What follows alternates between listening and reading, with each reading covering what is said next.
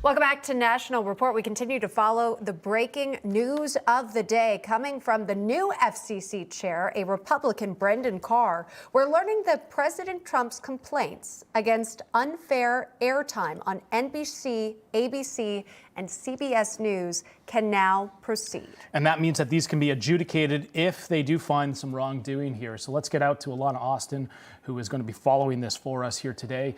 Alana, what was your takeaway from this here? Hi, good morning. A new sheriff is in town. I believe that you said that just a few minutes ago. Certainly we heard over the elections that there were concerns from voters about fairness and integrity to the system, about the media coverage, and we have learned through a source familiar that the new FCC chair, he has reversed the decision by the outgoing Democratic chair of the FCC to dismiss complaints against several television networks. So Brendan Carr is now officially in charge of the FCC. He's reversing that 11th hour dismissal of presidential election complaints filed against ABC, NBC, and CBS, but not one against Fox. So that one is dropped. The CBS complaint involved a heavily edited 60 Minutes interview with then Vice President Kamala Harris, as well as demands to see the transcript. Now, critics said these edits were deceptive and resulted in the Democratic presidential candidate seeing a more flattering response on the U.S.-Israeli relationship. The ABC case in question involved the network's handling of the presidential debate and allegations that it was unfairly one-sided.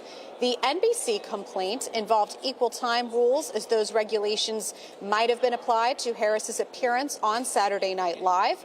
The complaints against ABC, CBS, and NBC still can be adjudicated on their merits, and they will be live again with the FCC.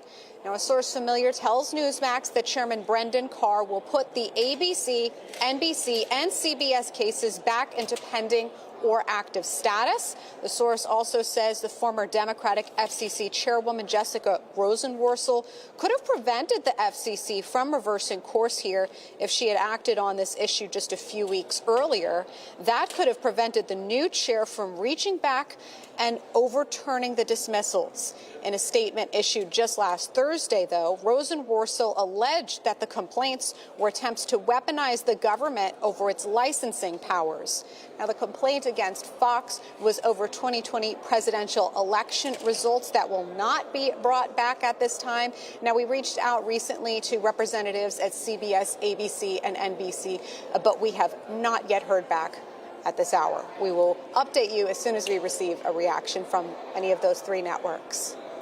All right, Alana Austin, live for us from the Capitol with those details. Alana, thank you very much. We'll be watching to see what this means for fairness when it comes to these networks covering the Trump administration. Just think, they have an opportunity to write this course when it comes to how you cover the President Trump and his executive orders and why he's making the decisions he is. Brendan Carr has said they have to live up to their public interest and obligation to providing fair coverage, and this might be the first step in that, and a warning shot to the legacy media. We talk about it all the time: CBS, ABC, NBC.